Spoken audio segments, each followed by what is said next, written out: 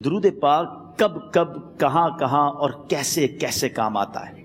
ایک بہت ہی خوبصورت واقعہ، بڑا ایمان افروز واقعہ ہے جو میں آپ کے سامنے پیش کرتا ہوں۔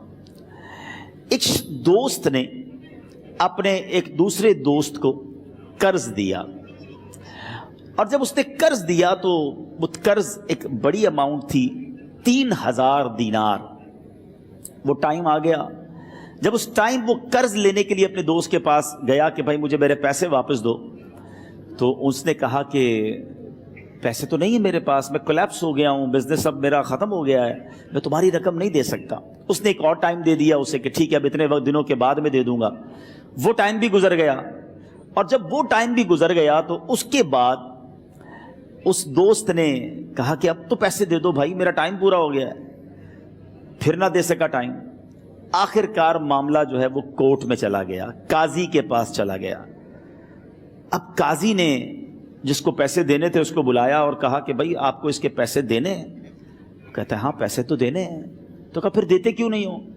کہا پیسے ہیں ہی نہیں، کاروبار ہی ختم ہو گیا ہے، قرضہ تو لیا تھا، اب میرے پاس بچا ہی کچھ نہیں ہے۔ تو کہا اچھا اب یہ بتاؤ کہ کب دو گے، کیسے دو گے؟ اس نے کہا بس میرے پاس پیسے ہی نہیں ہیں۔ تو کہا اب تمہارے پاس 30 دن کا ٹائم ہے، 30 ڈیز میں یا تو اس کے پیسے لوٹا دو یا 30 دن کے بعد تمہیں قید کر دیا جائے گا۔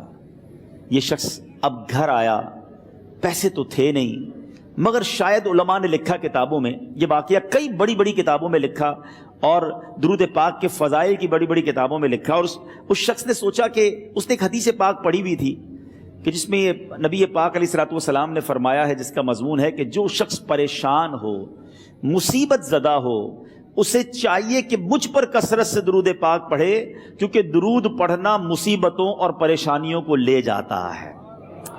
اب اس عاشق رسول نے سوچا اور تو کچھ ہے نہیں، اب میں درود پاک پڑھنا شروع کرتا ہوں۔ صبح سے لے کر شام تک وہ درود پاک پڑھنے لگ گیا۔ 27 دن گزر گئے، only 3 days left، 3 دن باقی تھے قاضی کے پاس جانے میں۔ 27 دن گزر گئے درود پڑھتے پڑھتے۔ جب 28ویں رات آئی تو آنکھیں تو بند ہوئیں، مگر خواب میں اسے ایک آواز آئی، گھبراؤ نہیں، تمہارا قرضہ ادا کر دیا جائے گا، تمہارا مسئلہ سالو ہو جائے گا۔ صبح اٹھتا ہے، درود پاک پڑھ رہا ہے، مگر کہتا ہے یہ آواز سے تو مسئلہ حل نہیں ہوگا، پیغام کیا ہے اسے سمجھ نہ آیا۔ 28واں دن گزر گیا، 29ویں رات آ گئی، مگر اب آنکھیں بند ہوئیں اور قسمت جاگ اٹھی۔ نبی پاک صاحب لولاک صلی اللہ تعالیٰ علیہ وسلم خواب میں تشریف لائے، اور پیارے آقا صلی اللہ تعالیٰ علیہ وسلم نے فرمایا گھبراؤ نہیں، علی بن عیسیٰ وزیر کے پاس جاؤ، وہ تمہارا قرضہ ادا کر دے گا۔ اب یہ عاشق رسول صبح اٹھا تو ویری فریش، حشاش بشاش کہ اب تو کام ہو گیا، نبی پاک نے خواب میں آ کر بشارت دی ہے۔ مگر پھر ذہن میں سوال آیا کہ علی بن عیسیٰ کے پاس جاؤں گا تو ثبوت کیا ہے، پروف کیا ہوگا؟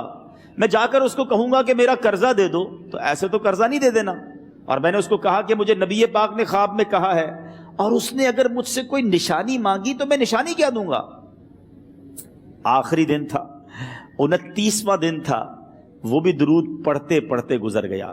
30th نائٹ آ گئی، صبح وہ دن ہے جب عدالت میں جانا ہے۔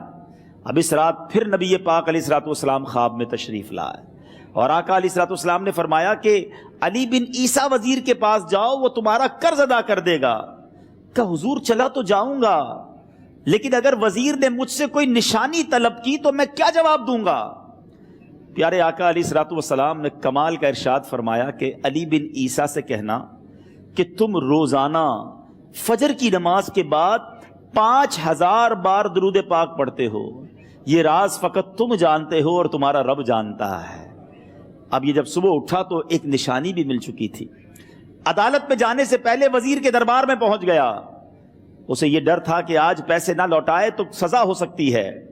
جب وزیر کے دربار میں پہنچا تو وزیر اپنے مشیروں کے ساتھ بیٹھا تھا۔ کہا مجھے آپ سے بات کرنی ہے۔ کہا بتاؤ کیا بات کرنی ہے؟ کہا میں ایک پیغام لایا ہوں آپ کے لیے۔ اچھا کس کا پیغام لائے ہو؟ کہا میں نبی پاک جناب محمد مصطفیٰ صلی اللہ تعالیٰ علیہ وسلم کا پیغام لایا ہوں۔ وہ عاشق رسول وزیر تھا، کہتا بتاؤ میرے آقا نے کیا پیغام دیا ہے؟ کہ حضور میں 3000 دینار کا مقروض ہوں، آج آخری دن ہے اور میرے آقا نے مجھے بشارت دی ہے کہ آپ سے کہوں کہ آپ میرا قرض ادا کر دیجئے۔ علی بن عیسیٰ کہتا ہے کوئی ثبوت ہے آپ کے پاس؟ ہے کوئی دلیل بھی ہے آپ کے پاس؟ میں کیسے مان لوں کہ آپ کو نبی پاک علیہ الصلوۃ والسلام نے بھیجا ہے؟ عاشق رسول کہتا ہے خالی ہاتھ نہیں آیا، میرے آقا نے مجھے دلیل بھی عطا فرمائی ہے، مجھے ایک ایویڈنس بھی دیا ہے، اور پروف یہ ہے حضور کہ آپ روزانہ صبح فجر کی نماز کے بعد نبی پاک صلی اللہ تعالی علیہ وسلم کی بارگاہ میں درود و سلام کا نذرانہ پیش کرتے ہیں۔ جب تک 5000 کا عدد پورا نہیں ہوتا آپ اس وقت تک کسی اور سے بات نہیں کرتے، اور اے وزیر صاحب یہ راز صرف آپ کو پتا ہے اور آپ کا رب جانتا ہے۔ اللہ اکبر! وہ وزیر تو جس کو کہے نا جھوم اٹھا، ایسا عاشق رسول وزیر تھا جو روزانہ صبح 5000 درود پڑھتا ہو، اس کی تو عید ہو گئی نا۔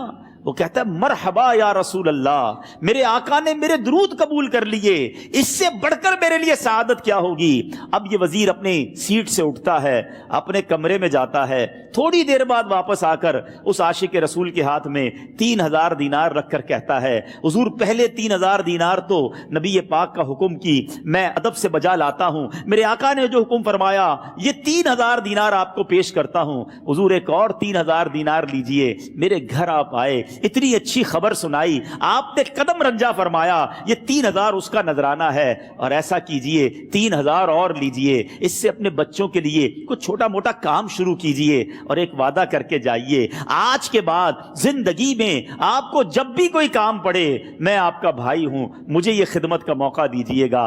اللہ اکبر! وہ مقروض جو ایک رات پہلے 3000 دینار کا مقروض تھا، ہو سکتا ہے اس کے بیک آف مائنڈ یہ بھی چل رہا ہو کہ اب شاید کل میں نے جیل میں جا کر عدالت میں جا کر گرفتاری دے کر جیل میں جانا ہے، مگر اب 9000 دینار ہاتھ میں ہیں۔ عاشق رسول جھومتا ہوا نبی پاک کی یاد میں گھومتا ہوا اب عدالت میں پہنچا۔ عدالت میں everybody expecting over there کہ آج اس نے آنا ہے اور آ کر کہنا یہی ہے کہ پیسے تو نہیں ہیں، گرفتار کر لو، مگر جا کر اس عاشق رسول نے 3000 دینار جج صاحب کے ہاتھ میں رکھ دیے۔ قاضی کہتا ہے پہلے تو یہ بتاؤ پیسے آئے کدھر سے؟ تم تو کہتے تھے غریب ہوں، تم تو کہتے تھے کاروبار نہیں ہے، ایک مہینے میں اتنی بڑی رقم کا انتظام کیسے ہو گیا؟ سبحان اللہ! اس عاشق رسول نے گویا زبان حال سے یہ کہا ہوگا کہ یہ تو کرم ہے ان کا، ورنہ مجھ میں تو ایسی بات نہیں، اتنا دیا سرکار نے مجھ کو، اتنی میری اوقات نہیں۔ اس نے وہ پورا واقعہ بھری عدالت میں سنا دیا۔ اللہ اکبر! میرے پیارے اسلامی بھائیوں ذرا سوچو پہلے زمانے میں کیسے عاشقان رسول ہوا کرتے تھے، وہ جج وہ قاضی بھی کیسا سرکار علیہ الصلوۃ والسلام کا عاشق تھا۔ اپنی سیٹ سے اٹھتا ہے، بھرے دربار میں بھری عدالت میں وہ اپنے چیمبر میں اپنے کمرے میں جاتا ہے، اور تھوڑی دیر بعد واپس آ کر اس کے ہاتھ میں بھی 3000 دینار ہیں، اور وہ 3000 دینار جو ہے وہ اس عاشق رسول کے ہاتھ میں رکھتا ہے کہ سارا ثواب علی بن عیسیٰ کیسے لے جائے، میں بھی تو نبی پاک کا غلام ہوں، میں تمہارا قرضہ میں ادا کرتا ہوں۔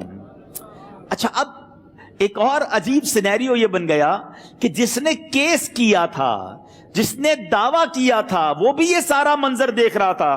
کہتا ہے جج صاحب ذرا رکیے، میں بھی اپنے آقا کا امتی ہوں، اور ایک کام کیجئے قلم کاغذ منگوائیے، اس عاشق رسول کا قرضہ ہی میں معاف کر دیتا ہوں۔ اچھا، اب عاشق رسول نے وہ واپس 3000 دینار جو جج صاحب نے دیے تھے وہ واپس جج صاحب کو دیے کہ حضور یہ پیسے آپ ہی رکھ لیں، قرضہ ہی معاف ہو گیا، اب آپ کے پیسے کا میں نے کیا کرنا ہے؟